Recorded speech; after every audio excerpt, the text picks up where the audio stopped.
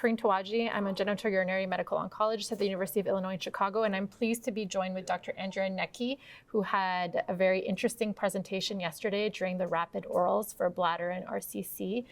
And if you would introduce yourself. Yeah, thank you. Thank you for the invitation. I'm Andrea Necchi. I'm a director of geomedical oncology in San Raffaele Institute in Milan, Italy, and professor of geomedical oncology in Vita Salute, San Raffaele, Milan, Italy. Wonderful. So you had a really interesting study called SURE-02 that was combining sacituzumab, govitecan, which we've seen in the metastatic space, combined with pembrolizumab in the neoadjuvant space. Could you explain the rationale behind combining these agents and the design of the study as well? Yeah, well, we have developed a benchmark for the activity of both the single agent therapy. With SURE-01 study, we investigated pembrolizumab monotherapy before cystectomy.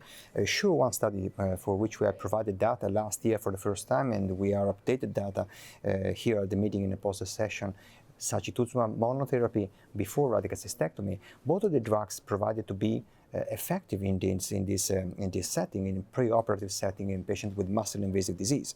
So the idea was to combine the two drugs in the perioperative setting, providing the combination therapy upfront in neoadjuvant setting and the tail of adjuvant immune therapy later on. The study was initially designed as a classical neoadjuvant study with radical cystectomy at the center, but then short after the initiation, based on the protocol deviation due to the patient that were refusing cystectomy after the achievement of a deep response to systemic therapy, we amended the design of the study, allowing the RTORBT, so a bladder sparing approach in patients who are deep responders to neoadjuvant therapy. And in fact, we shift the primary endpoint for the pathological complete response, seen as radical cystectomy, to clinical complete response, defined as negative CT scan, negative MRI, and negative biopsy or negative RTORBT histological examination. So the study actually became soon a study of a response-adapted bladder sparing approach. Particular in patients who were deep responders, complete responders radiologically, we provided RTORBT, but also there were a few more patients that were refusing cystectomy after neoadjuvant therapy. So overall, we have provided data for 36 patients, the efficacy data for 36 patients. The study has concluded the enrollment. We have a few more patients that are pending the final results. The efficacy data are still available for 36. And out of these 36, 23 actually opted for bladder sparing approach with the RTORBT. The good point is that those who achieved the clinical complete response in negative imaging and negative biopsy and negative TURBT were about 40%, 44%. So an interesting signal. And most importantly, none of these patients, and none of the patients in general, who opted for RTORBT actually developed metastasis, distant metastasis at the last follow-up. So metastasis-free survival for these patients is 100% in clinical complete responders, goes down to 74% in overall patient population declining cystectomy at a certain point. And event-free survival is equally good, is over 70%, 71%. It's all interim outcomes, so for sure it's interim data, but quite promising with regards to the need, to the possibility of providing patients with systemic therapy and the bladder sparing approach that is flexible and based on their decision and based on the response. Absolutely. I think that's really interesting. And so many more patients, as our therapies evolve, are going to maybe want to consider bladder preservation. What were the findings as far as toxicities? And I saw that you were testing for UGT1A1. Is that something that was standardized for all patients? And what did you see for those patients? Yeah, we have pretty well-established data of toxicity because the toxicity data were being presented for the overall safety patient population of 49 patients. For sure, the data that we have so far are just relative to the neoadjuvant part. We are accumulating safety data on the longer-term follow-up of the adjuvant immune therapy. But overall, the treatment-related adverse events and immune-related adverse events were less than 20%, grade 3-4, and were less than 20%, less than 5% respectively. So very, very manageable option. Important to underscore the fact that we were using 7.5 milligram per kilogram of SG with GCSF support.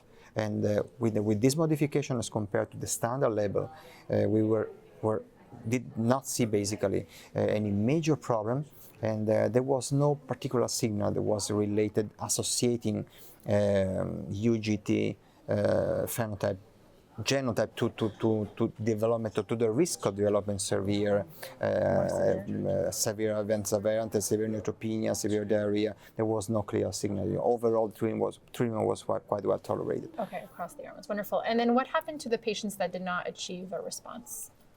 Well, in general, we have 4 patients who developed a disease progression under just short after the time of disease assessment after neoadjuvant therapy, so 6% about, and the 1 patient who underwent radical cystectomy who developed distal metastasis. So overall 5 patients developed distal metastasis and were lost in our journey. So it's an affordable number, I think, and it's a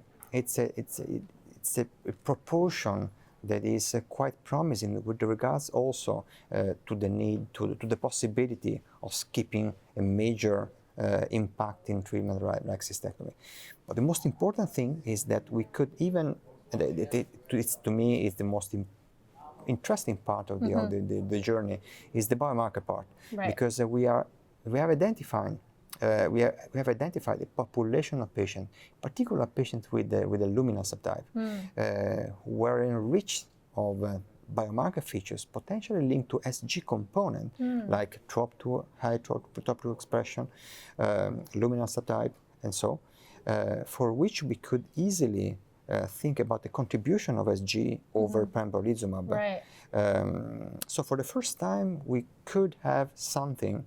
We could have a biomarker that could be spent and could be used in an ADC approach. It is a relatively new scenario, This is tremendously difficult to envision in a single-arm trial, but the biomarker data seem to be pretty much straightforward in this direction. And of course, we are accumulating information on this. Yeah, that's really exciting as far as thinking of biomarkers that could predict which patients could opt for bladder preservation. Are there any other correlatives as far as TROP2 directly or other correlatives? Well, we show the biomarker that are primarily related to TROP2, a high TROP2 expression with EFS flat curve, mismatch repair signature that was primarily linked theoretically to pembrolizumab component, flat curve of EFS, luminal subtype, flat curve, genomically unstable tumor in particular where they have the flat curve of EFS. And when we look at the data on the DNA alteration, we are in enrichment in NERB2 mutation in the clinical complete responders, and NERB2 mutation are enriched in luminal subtype. So all the biomarker stories seem to be converging into the same direction, So the good thing that is very interesting to me is that the story that is emerging for the biomarkers is pretty much consistent, It is also consistent with the biomarker story that we are presenting with Sachi monotherapy. It's pretty much on the same line and pointing to luminal subtype the same way. That's a great point about the luminal subtype, to maybe identify patients that could respond to sacituzumab. What are plans as far as future trials with this regimen? Well, mostly depends on the general developments of the sacituzumab in this disease. We have seen from Javelin Bladder medley that Sachi could still have a role in bladder cancer. There are still other trials ongoing in frontline cisplatin ineligible space, a trophy study. So we will see. We have not said the last word, in my opinion, with sacituzumab. We just a dose modification, GSF support, and maybe earlier disease setting in combination therapy. We may rescue the drug, and providing the drug maybe in an intriguing combination like that provided in SURE-02. Absolutely. There seems to be a space for sacituzumab somewhere, but I think so. It's a matter of where. So, well, thank you so much for joining us today. And thank you, GU Oncology Now.